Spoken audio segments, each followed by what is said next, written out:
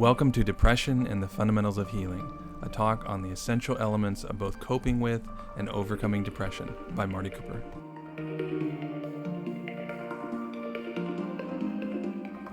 A beginning note here about this webinar in general. As you'll see, I'm describing or narrating depression and the path to cure in quite a particular, if not idiosyncratic way.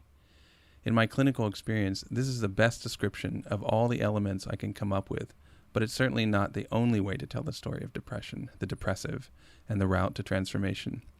A medical doctor is going to tell their version of the story, a Zen teacher theirs, a soldier theirs, each with their own definition of the problem and cure, and with the ideal state of cure. The monk and the soldier are going to see non-depression very differently. So take from this what is useful to you and leave the rest, because that, in essence, is the real method for healing depression. There's not a strict formula, as much as we wish for it. There's not a paint-by-number approach that works. You have to take the brushes and paints and canvas, or crayons or mud, or writing in the air with a biplane, and you understand the nature of your tools and the nature of what you want to paint, and then struggle and experiment your way to a coherent, finished image. My bias in therapy towards a full cure, where the deepest self of the quote-unquote depressive is transformed from collapse to expansive, from narrow to huge, from survival to vivacious thriving. But to be clear, not everyone has the same goal, not every therapist, not every person, and therefore not all treatments, not to mention definitions of depression, look the same. With depression, say, as opposed to building a bridge, if your approach works and there's a real remission and a real observable, verifiable change, then blessings on you, you've found your cure. But my contention is that as unique as the elements of your particular path is, there are laws and rules. It really is not everything goes. So this webinar is my attempt to lay out what I see and repeatedly experience with clients, to lay out what are the laws and the rules of curing depression. And then it's your work to take those and let them guide your individual path towards an undepressed life in whatever way makes sense to you. Okay, depression. What is it? What to do about it? Why bother? I want to offer a view here of depression that helps you understand a bit better how it functions, why it's not actually meaningless, and what it's going to take to uproot it. We can talk about how to cope with it, and those strategies are very, very important. But I have seen over and over how, with a particular understanding and commitment to particular ways of practicing, we could say practicing non-depression, it can be overcome. Does that endpoint look like endless happiness or even permanent lack of depression? No, definitely not. What, quote, cure does look like is that the overwhelm of depression stops and a deep resiliency and sense of meaning becomes established. It doesn't mean that you are able to control your life more in the sense of dominating your life, kind of pushing it around. Actually, you realize how little any of us control our lives. What changes is that knowing that just doesn't substantially bother you, doesn't make your life feel futile anymore.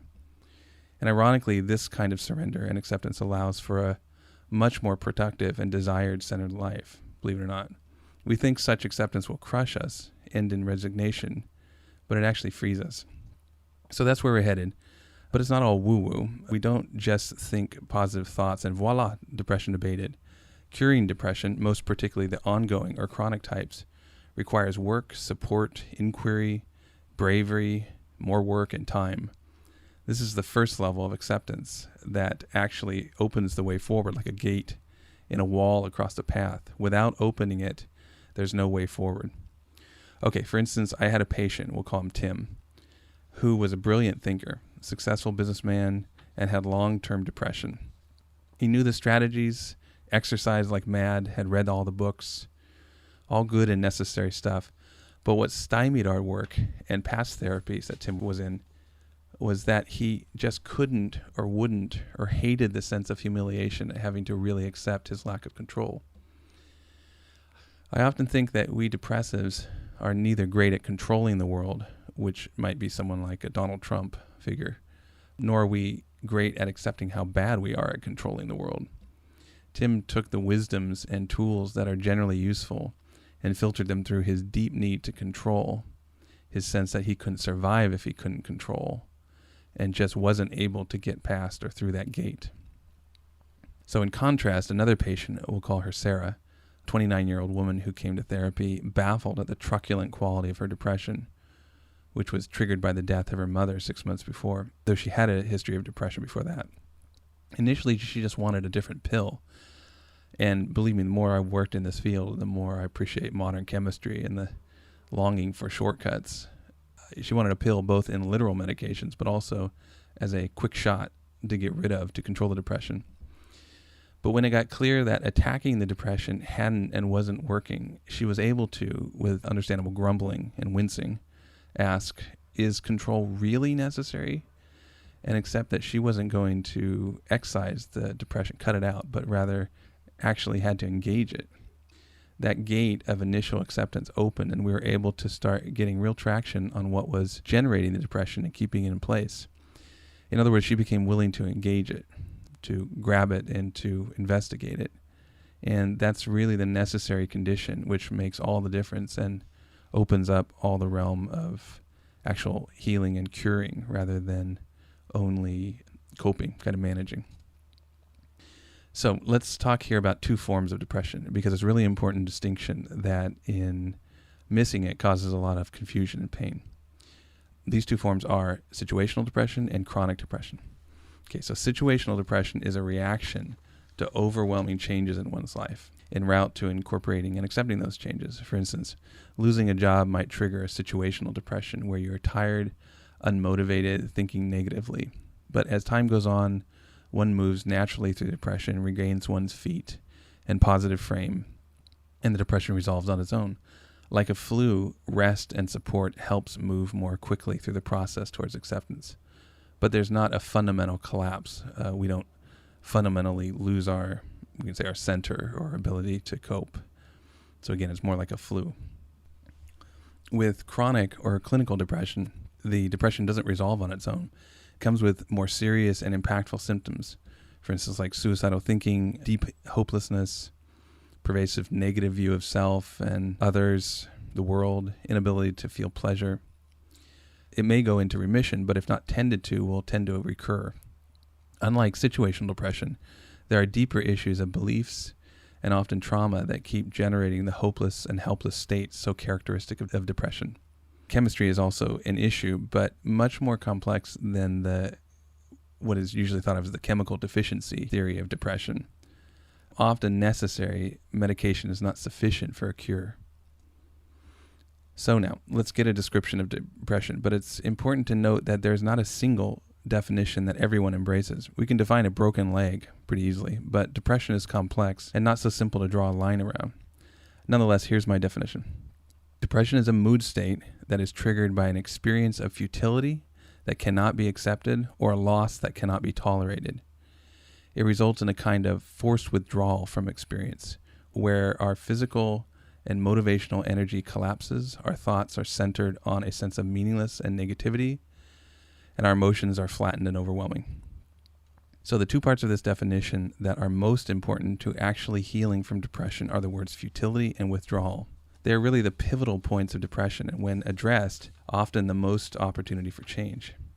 The body and the brain chemistry are certainly important in depression, but without looking at how you are making meaning of experience and how depression makes meaning, it's very hard to have a lasting change.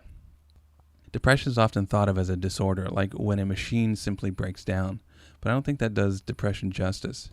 There are many thoughts about its function and its origin, but what I find most credible is an evolutionary view of how depression functions in early ape tribes. Okay, so this might seem a little far afield, but stick with me here.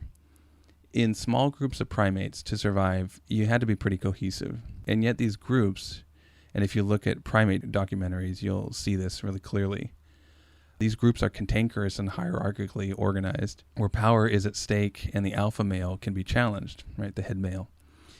Yet if there's too much internal strife, the group is weakened and is less able to defend itself or gather resources, etc. So a well-functioning group is necessary for survival, but the apes themselves, driven towards higher status, can't rationally understand this and thereby moderate or modulate their behavior. One male who can't realize that he's not strong enough to take the top position nor can let go of struggle will endanger himself by being killed, and the coherence of the tribe by the chaos of the struggle and the loss of a member. So the theory goes, those tribes that had a mechanism that can turn off the motivation for power when it becomes demonstrated or perceived to be futile, right? Here's the futile word again, would be more successful than other tribes and therefore pass on this trait. That is the trait of depression. The key thing here is that depression is a mechanism in the nervous system that we have inherited from our evolutionary predecessors. It's a mechanism that can be turned on by the perception or experience of a situation or desire or attachment as futile. Again, that word futility is critical. Actually, the experience of futility is critical. Our system says, well, what you're going after or holding on to can't be attained. So if you can't realize that consciously and let go, then depression, will do it for you. We then find ourselves shutting down, seeing the world and ourselves as undesirable, and we can't feel things clearly or pleasurably. In other words, the fuse gets pulled, and like it or not, we shut down, but with the internal logic of protecting our whole system and our connection to the tribe. Weird, but true. So let's look at this through Sarah's situation. Remember, her mother had died after a long period of cancer, and Sarah had grown up in a family that emphasized stoicism, so there had been virtually no time for grieving. She and her family felt they had accepted Mom's illness all along the way, such that it didn't seem to them or her that in terms of grieving there needed to be, as she put it in her wry way, anything fancy. Difficulty with grieving is often an issue underlying depression because grieving is, as I define it, the emotional process of letting go of that which is already gone.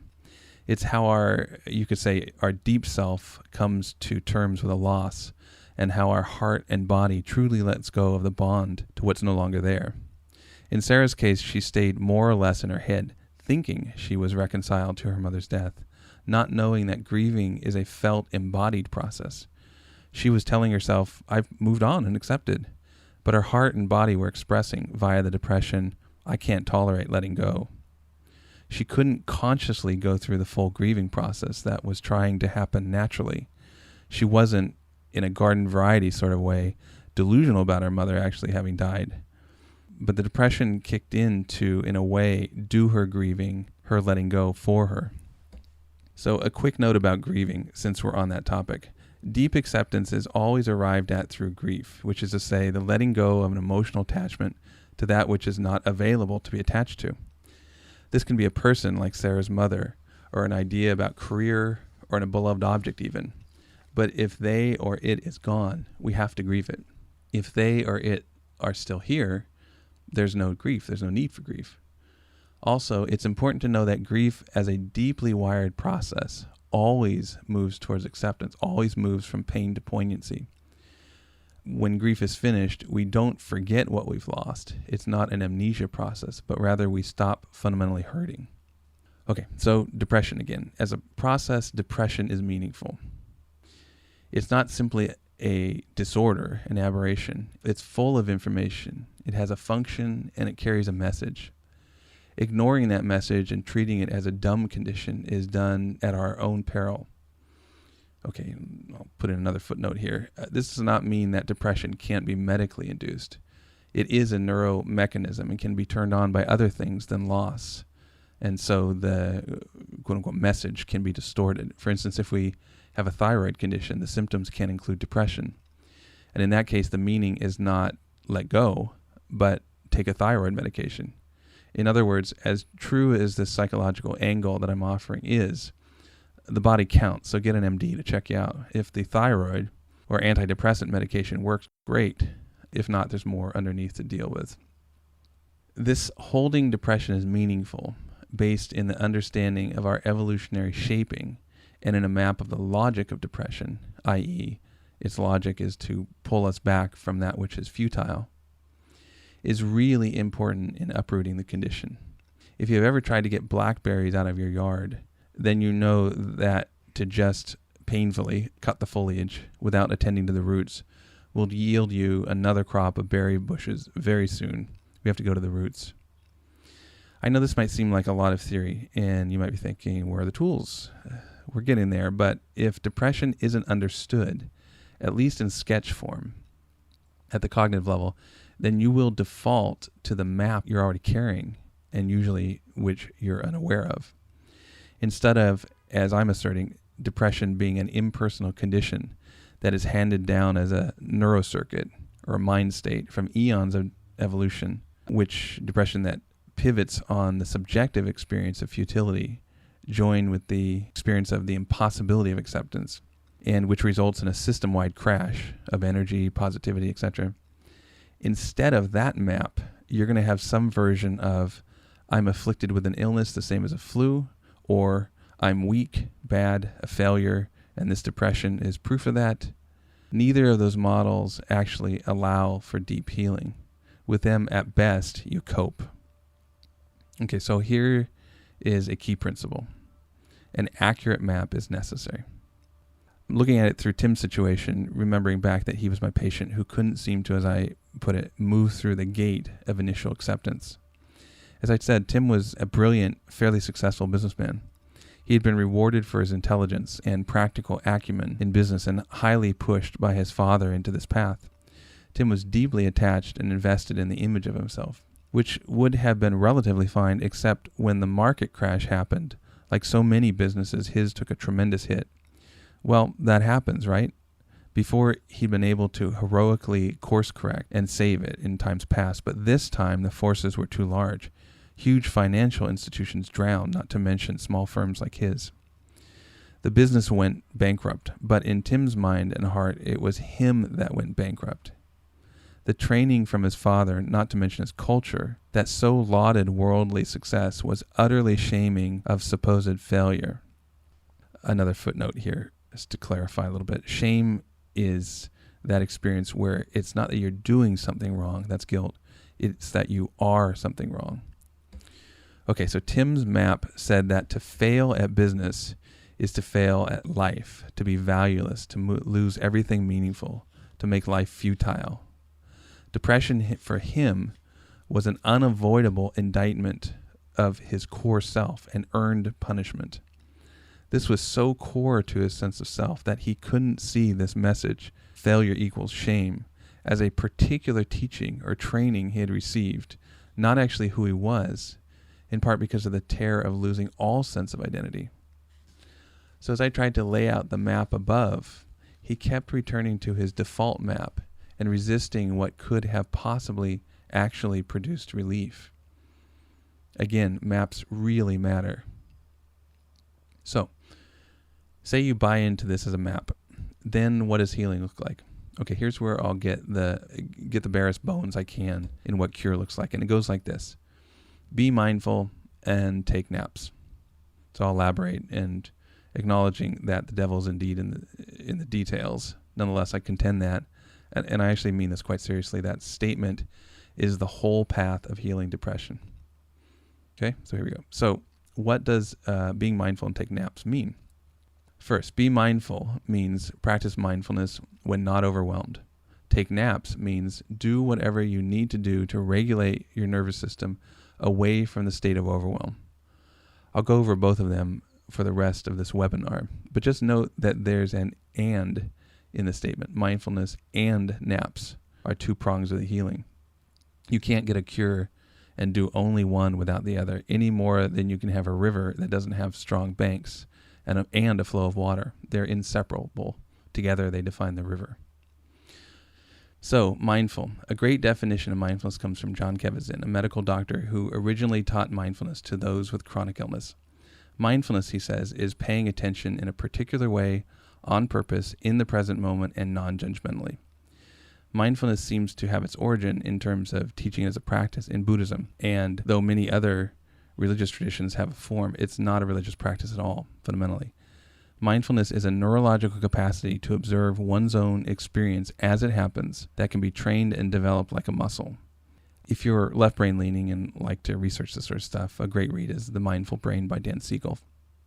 Mindfulness then is a state of noticing, not reacting. And I'll go ahead and state this categorically here. You can't fundamentally heal from depression without mindfulness.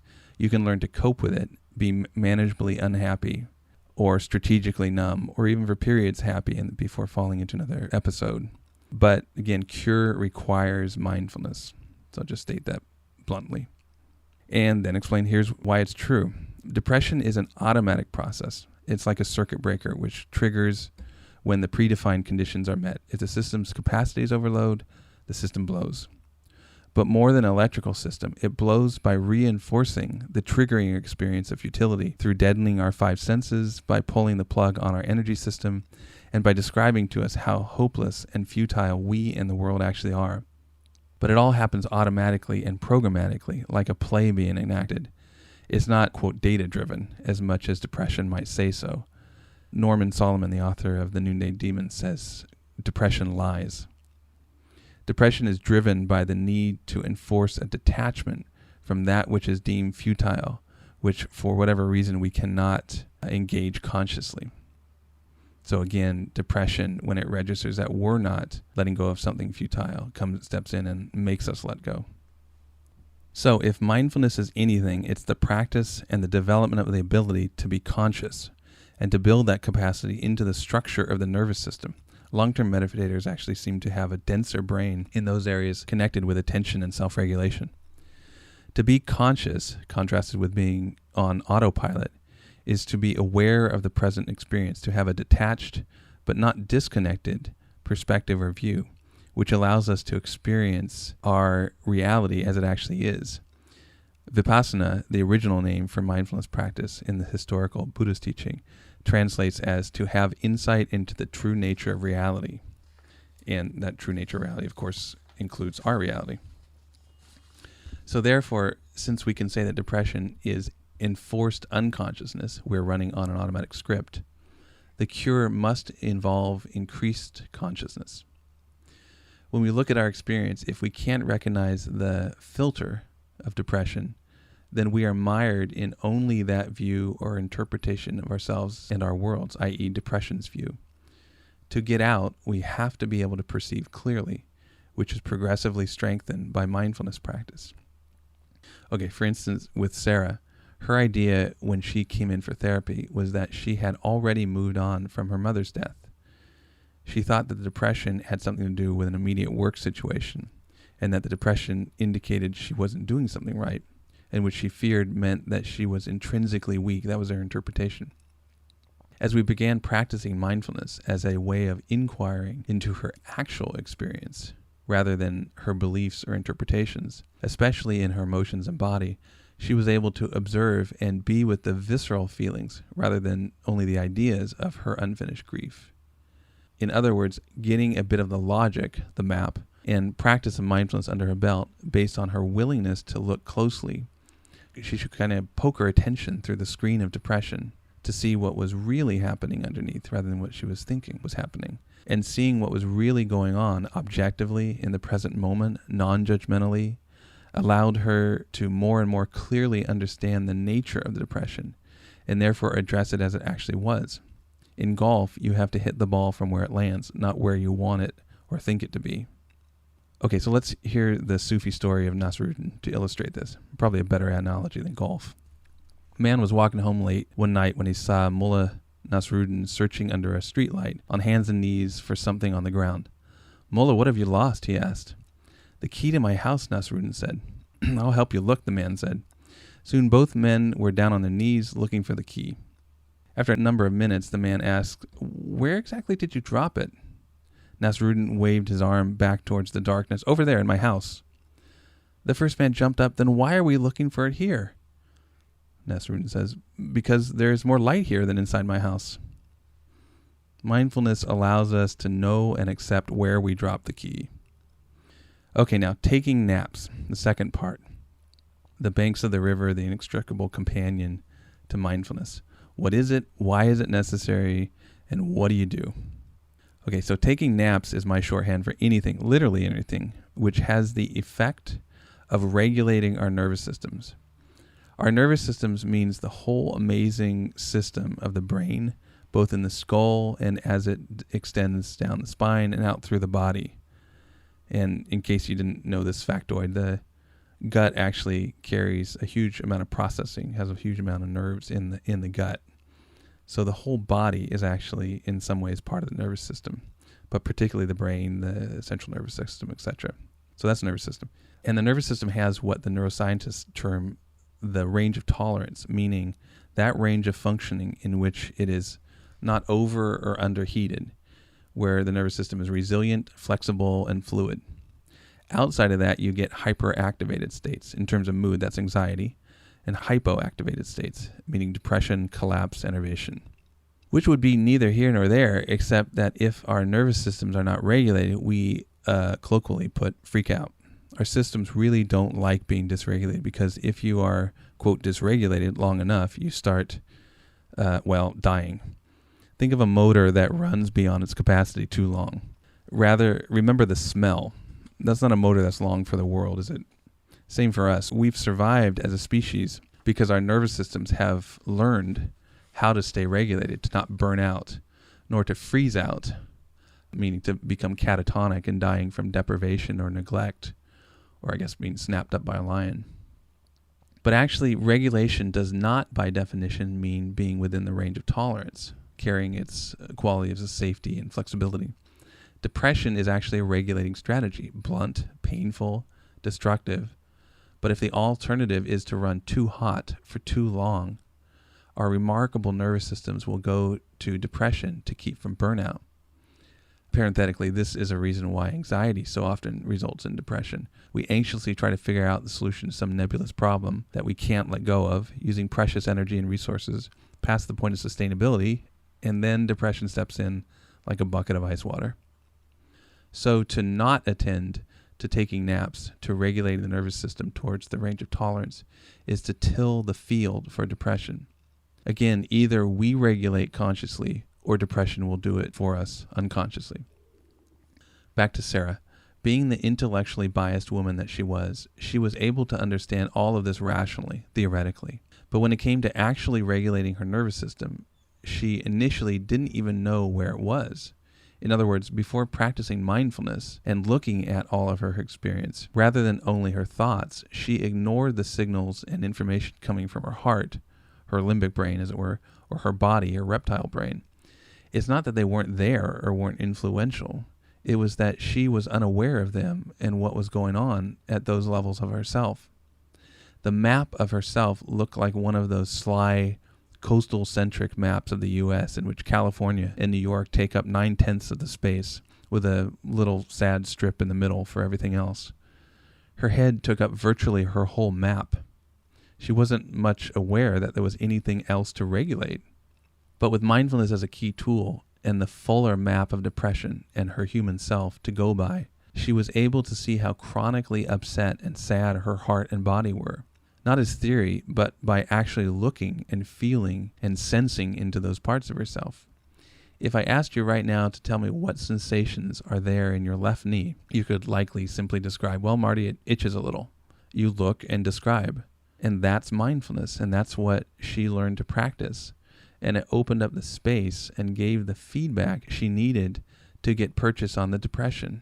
That's the key point here, and why mindfulness and, quote, taking naps are inseparable. Without the good data and information that comes from direct looking, you can't do anything different than you already are. If you drive to work the same way every day, not paying attention to what's around you, then you don't notice the opportunities to, say, avoid the traffic jams or even take more enjoyable routes. Because they are unobserved and unknown, they are literally unavailable to you as options. They don't exist. So with Sarah, who further on in therapy said, I actually didn't know how much I wasn't taking care of myself.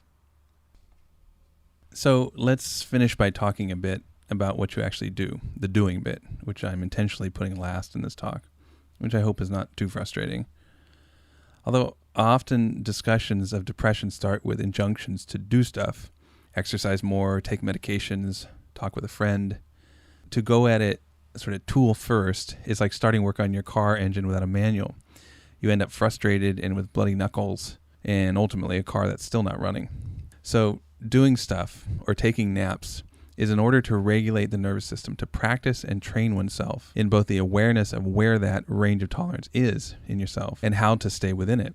If you are feeling overwhelmed, meaning outside the window of tolerance, actually don't practice mindfulness. By definition, you actually can't. and instead do stuff. Then, when you're back regulated, be mindful, whether on a meditation cushion or in a boardroom. It doesn't matter. Mindfulness is practiced everywhere. So doing stuff in this sense can look like literally anything, and it's not predefined to be a little soapboxy. This is why therapies that emphasize the programmatic over the unique are so, I guess you could say bad, but often have poor results, because it's not a general nervous system that needs to be regulated. It's yours. Sarah discovered, much to her initial embarrassment, given her intellectual self-image, that her body was most soothed and calmed by watching old episodes of Married with Children, a particular crude and rough bit of pop culture, if you can remember it. She really wanted to be watching masterpiece theater, but when she mindfully tuned into what her body actually responded to, it was a show. The principle she realized was that regardless of what you think should be the case, what is felt to be supportive and regulating is.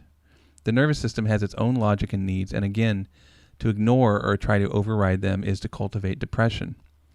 You can like it or not, but your funky system's likes and dislikes are non-negotiable, so it behooves us to surrender and work skillfully. Like a child scared of the monster under the bed, you can ignore him and his fears. You can give a discourse on the statistical improbability of such bed-hiding monsters being so extremely rare these days, or you can accompany the child compassionately and check under the bed with him, addressing the need directly. Anything else leaves him scared and dysregulated and feeling alone. Okay, for instance, the body is often soothed and energized by exercise, but not always as much as exercise is generically prescribed. Tim would try to be programmatic and force himself to exercise, as everyone said he should, but would come away hyperactive and discouraged. Why? Not because exercise is bad, categorically, or necessarily bad for him, but because he wasn't checking in with himself in the present, objectively, non-judgmentally, to see if the general principle of exercise is good actually matched his nervous system's needs of the moment. Part of him reacted to the stress, and especially to being treated as a generic person, such that the exercise was worse than nothing, literally. We need to have a whole tool belt of options to choose from time to time, and to experiment with what actually and observably, which requires mindfulness, affects our nervous systems, moving it towards the range of tolerance and regulation. It might be Married with Children, or exercise, or caffeine, or reading great or trash literature, or literally napping, or doing yoga, or thumb wrestling. Sarah, for instance, was consistently cheered when her husband would tell her the same joke about nuns in Transylvania. The form of the tool absolutely does not matter. It's only its effect that's important, and that is determined by the needs of our nervous system and discovered through experimentation. Well, so here we are at the end of my talk, and you probably noticed that I didn't lay out a strict program or rigid protocol. I actually wish I could, but in a decade of working with depression, it has literally never worked. Maybe for a bit, maybe for one episode, but not over time, and certainly not as a cure. The principles are true for everyone. For deep resolution, you must practice mindfulness, and you must attend to the needs of the nervous system to move it towards greater regulation, i.e. what I was calling taking naps. You must examine the particularities of your own experience, surrender to your inability to dominate your experience, i.e. accept reality, and then experiment with specific actions, doing stuff, that matches your individual, unique nervous system's needs and demands. These principles are non-negotiable when it comes to depression. You can like it, or you can not like it. You can rail against the unfairness or not, but it's what we've got to work with as humans, and without exception, if you try fighting reality, reality is going to win. That's the more sober news on depression, but it needs to be stated as such, lest we get into being Pollyanna or having a bad map, both of which, at the end of the day, are at least painful, if not actually dangerous, when it comes to depression. Okay, but saying that, it's true that after passing through the initial gate of surrender and beginning to practice mindfulness and skillful doing stuff, there's a whole new world that opens up with amazing capacities for being with reality as it is, rather than as you are used to demanding it to be. The cure of depression is the realization that I and the world are not and never have been futile, And in such a richly meaningful world, whether in its painful or joyful dimensions, and there's still both after depression is resolved, there's an amazing and viscerally experienced expansion of love, compassion for self and other, connectedness, and ease. Reality, which seems so bleak and worthless, is transformed. But not only symptoms or frequency of depression changes, but our very selves are transformed. This is a topic for another talk, but as maybe a little teaser, depression itself, when it's exposed to mindfulness, enacts a transformation of our core selves, from futility to meaning, from alienation to intimacy, from ignorance to wisdom, from being scared of reality to embracing reality. Not as woo-woo, right? Not as ideology or hope, but actually because that's what's there in depression when you look closely and practice. So there's a lot to say about that, maybe at a different place, but just as a kind of another thought about the depth of depression and the really deeply meaningful and rich experience it is, even though it shows up as exactly the opposite. The contemporary philosopher and writer Ken Wilber has had a rare chronic fatigue disorder for about 30 years, and what he says of it is also true of deeper depressions. His disorder can lay him up for 6 months at a time, unable to work, exhausted, disabled. Yet using his practices, staying present, mindful, engaged, he has said that every time he emerges from his sickbed, he has learned something that would have been otherwise impossible to grasp and is transformed in a way that otherwise would not have happened. He says that he never, ever would voluntarily choose such a training regimen, but nonetheless, there are gifts and jewels within these sufferings that are undeniably meaningful, valuable, and beautiful. Thanks for listening.